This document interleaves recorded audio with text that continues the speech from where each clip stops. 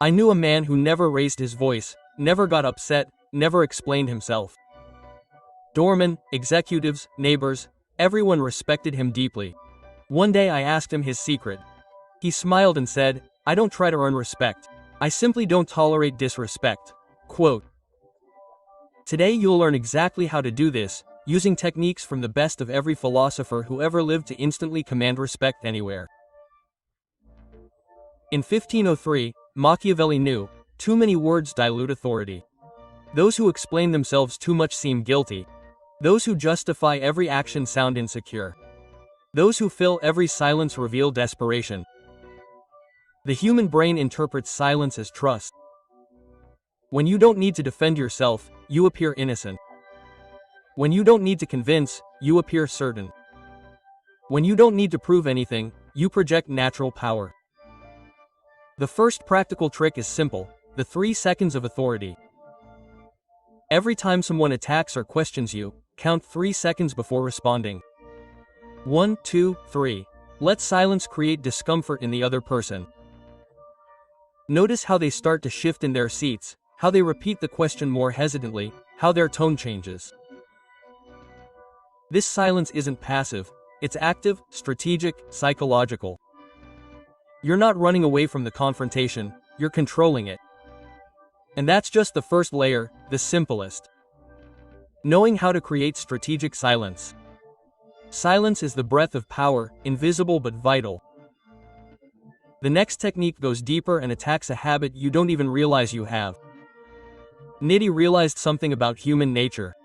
Those who justify themselves have already accepted that they owe explanations and thus place themselves in an inferior position. They've already surrendered their power of choice. Think about the last few times you explained yourself.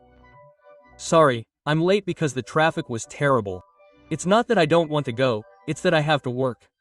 Quote. Look, I know it sounds strange, but let me explain. Each of these sentences conveys the same thing. Please don't judge me badly. Please continue to like me. Please forgive me for not being perfect. What happens when you simply say, "I'll be late," or "I won't be able to go," or "I'd rather not do this"? Initially, people feel uncomfortable, unsure how to react, accustomed to your endless explanations, but something interesting happens. They stop questioning your decisions because explanation invites debate. Justification opens the door for argument. But a simple decision, bluntly stated, shuts down the conversation. You owe no one anything but clarity. Your reasons are yours. Your motives are private. Your life doesn't need external approval. Test this today. Make a decision and communicate without explaining. Silence is protecting yourself. It's creating a trap where the enemy reveals itself out of impatience. Speaking firmly is asserting yourself, it's turning language into a territory of dominance. Now, the next principle will challenge what you've learned about being a kind person. In 2019, a 28-year-old executive walked into a room where 12 directors were hoping to publicly fire her. They had prepared an ambush, false documents, fabricated accusations, and bought witnesses. She didn't scream, she didn't cry, she didn't defend herself desperately, she just looked at them one by one with a calmness that changed the temperature of the entire room. When they finished their pathetic show, she said, "Are you done?" She grabbed her things and left. 3 days later, all 12 were fired for fabricating evidence. What she did was unknowingly apply a principle Schopenhauer discovered about dignity. Dignity is indestructible when you don't surrender it voluntarily. Most people, when attacked, panic, start struggling, frantically explaining themselves, begging for understanding. Every desperate reaction confirms the attacker's accusation. But there is another option, the emotional mirror. When someone attacks you, you reflect the energy back without absorbing it. You don't react with equal anger. You don't defend yourself desperately. You simply observe the aggression like someone watching a child throwing a tantrum. Your calmness in the face of the attack exposes the attacker's childishness. Your serenity reveals their lack of control. Your intact dignity makes the aggression even more pathetic. The practical technique is simple. Take 3 deep breaths before responding. Relax your facial muscles. Keep your eyes steady, but not aggressive.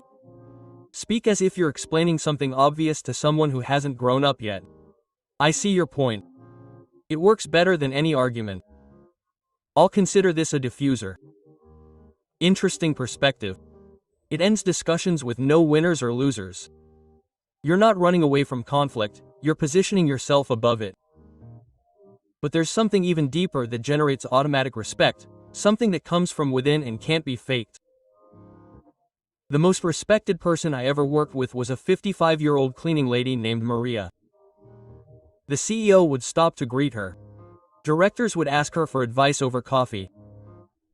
She never shouted, never imposed herself, never tried to attract attention, but she had something that 90% of people have lost: authentic presence. Jung called this shadow integration, the ability to accept your dark sides without denying them or being dominated by them. Donna Maria didn't pretend to be perfect, she didn't hide her limitations, she didn't lie about who she was, and this brutal honesty with herself radiated an authority that no position or diploma can give. Herein lies the problem. Most people live a performance, pretending to be happier than they are, hiding their insecurities, denying their flaws, trying to project an image that doesn't correspond to their inner reality. This disconnect between mask and essence generates a false energy that others detect unconsciously. People sense something isn't right, that you're trying to be something you're not. Jung discovered that when you integrate your rejected parts, your fears, your anger, your imperfections, you stop wasting energy pretending. This released energy transforms into a magnetic presence. This practical exercise is transformative. List 3 characteristics of yourself that you hate to admit. Maybe you're controlling, envious, or lazy. Now, instead of denying these aspects, accept them as part of you. Yes, I can be controlling when I'm anxious. So what? Yes, I feel envious. Sometimes this shows me what I really want. When you stop fighting your own characteristics, you unleash an authenticity that people instinctively respect, because everyone is tired of masks. Accepting who you are is only half the equation. The other half goes against everything you've been taught about being a victim of circumstance. How many times have you blamed others for your lack of respect? My boss doesn't value me. People don't understand me. No one gives me opportunities. My family underestimates me. Each of these sentences is a confession of powerlessness, a declaration that others control your destiny, a voluntary surrender of your personal power. Sartre had a devastating revelation. You are entirely responsible for how others treat you. Not because you deserve disrespect, but because you teach people how to treat you through your reactions and the boundaries you impose. If you accept interruptions, people will interrupt you. If you are too tolerant, they will disrespect you. If you allow others to tread on your boundaries, they will continue to do so. This isn't your fault in the moral sense, it's your responsibility in the practical sense. The difference is crucial. Blame paralyzes, responsibility empowers. When you take full responsibility for the respect you receive, something internal shifts. You stop expecting others to change, you stop complaining about circumstances, you stop positioning yourself as a victim, and you start acting as the architect of your own experience. The idea is simple, yet revolutionary. How can I change my behavior to generate more respect? Instead of asking why people don't respect me, one question puts you in control, the other leaves you dependent on the goodwill of others. Test this now. Think about the last time you felt disrespected. Instead of focusing on what the other person did wrong, ask how my reaction allowed them to treat me this way. What boundaries did I fail to set? What behavior did I allow? This analysis will hurt at first because it's easier to blame others than to take control. But this pain is liberating. When you realize you teach people how to treat you, you also realize you can teach them differently.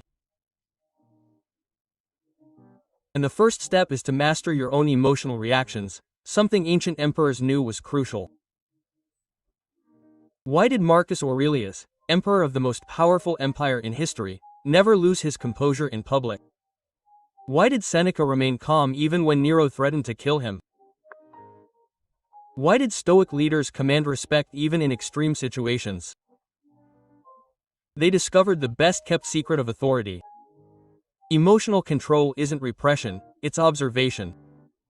Most people confuse control with suffocation, trying not to feel anger, fear, or frustration. They force fake smiles, swallowing emotions until they explode later. This isn't control, it's an emotional time bomb. True Stoic control works differently.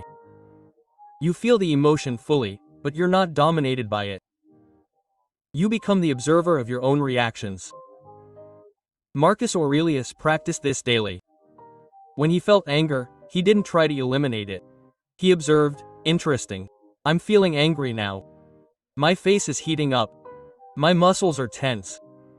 My heart is racing. This observation creates psychological distance between you and the emotion. You are not the anger, you are angry. Difference is liberating. The inner observer technique works like this. When a strong emotion arises, mentally step back and describe what's happening. I'm feeling humiliated. My stomach tightens. I want to retaliate with aggression. Just observe. Don't judge, don't fight, just notice. This microscopic space between feeling and reacting is where your freedom lies. It's where you choose how to respond instead of just reacting instinctively. People sense when you're in control of your emotions, not because you're cold or insensitive, but because you own your reactions. This generates a magnetic trust. When you're no longer hostage to your own impulses, others stop trying to manipulate you emotionally because they realize you're not easily shaken. But emotional control without proper reaction time can be wasted. This is where few truly master the art of influence. You're in a meeting. Your boss has just made a clearly wrong decision. Everyone knows it's a mistake, but no one says anything. When should you take a stand? Immediately, afterward, never, privately. SSU knew that the timing of the reaction is more important than force. A right move at the wrong time becomes a mistake. A simple move at the perfect moment becomes a decisive victory. Most people mistime things in two extremes. They either talk too much when they should be observing, or they remain silent when they should be acting. The first group can't keep quiet, needs to opine on everything, corrects irrelevant details, and interrupts presentations to make obvious observations. As a result, they are seen as anxious and insecure. The second group never takes a stand, waits for the perfect moment that never arrives, and misses opportunities due to excessive caution. As a result, they are seen as irrelevant and passive. Strategic reaction time follows three simple rules. First, observe before acting. Sun Tzu said, "Know thy enemy and know thyself." Translate this to social situations. Understand the group dynamics before taking a stand. Who are the allies? Who are the opponents? What is the emotional climate? Second, choose battles worth fighting. Not every nonsense deserves correction, not every provocation deserves a response. Respected people don't fight over small territories, they save energy for issues that truly matter. Third, act when others hesitate. Moments of collective indecision are opportunities for natural leadership. When everyone is in doubt, a clear and decisive voice naturally takes over. Returning to the meeting example, if it's a minor issue, let it pass. If it's a decision that will impact serious results, wait for a natural pause and say, "May I suggest a different perspective?" Don't attack the decision. Offer an alternative. The right reaction time turns disagreement into consultation, turns correction into collaboration. But even a perfectly timed reaction can be wasted if you force leadership where it should flow naturally. The best leaders never try to lead. This statement seems contradictory, but Lao Tzu described a profound truth about human influence. The more you force authority, the more it slips through your fingers. People who try to lead make a lot of noise. They interrupt conversations to offer unsolicited opinions. They make unilateral decisions to show authority. They correct details to demonstrate knowledge. They control microprocesses to prove competence. As a result, they are followed out of obligation, not choice. Natural leaders do the opposite. They ask questions instead of giving orders. What do you think if we try it this way? Instead of doing it this way, offer suggestions instead of imposing solutions. An alternative would be instead of. The right answer is, create space for others to shine instead of monopolizing attention. Recognize others' merits, amplify others' good ideas. And herein lies the paradox. The less you try to control, the more people willingly follow you, because you don't threaten their egos, you don't compete with them, you simply create an environment where it's natural to cooperate. The practical technique is counterintuitive. Stop trying to prove you're a leader. Instead, be helpful. Solve problems no one else wants to solve. Facilitate difficult conversations. Connect people with common interests. Effortless leadership doesn't mean passivity, it means acting like water. It finds the most efficient path, works around obstacles instead of forcing them, but never stops moving forward. When you lead like this, people follow you because they want to, not because they have to. And that difference is everything. But sometimes being helpful and collaborative isn't enough. Sometimes you need to disagree, and that requires a specific art. Why, doctor? Is House respected by deliberately being rude? Why does Tyrion Lannister gain admiration even when he disagrees with powerful people? Because figures who openly disagree often gain more respect than those who always agree. Nietzsche understood something crucial about social psychology. Excessive agreement is interpreted as weakness or insincere. When you always say yes, people begin to distrust your opinions. When you never disagree, it seems like you have no thoughts of your own. When you avoid conflict at all costs, you come across as insecure or manipulative. The human brain responds well to authenticity, even when it's uncomfortable. We prefer harsh honesty to false kindness, but there's a difference between strategic disagreement and childish tantrums. Strategic disagreement serves the truth. I disagree with this approach because I see 3 problems that can harm us. It offers alternatives. It builds on disagreement. Childish tantrums serve the ego. That's wrong. It won't work. I've tried this before. It only criticizes without contributing. The technique of respectful disagreement works like this. First, acknowledge the partial merit of the idea. Understand the logic behind this strategy. Second, present your specific concern. My only hesitation is with implementation within the current time frame. Third, offer a constructive alternative.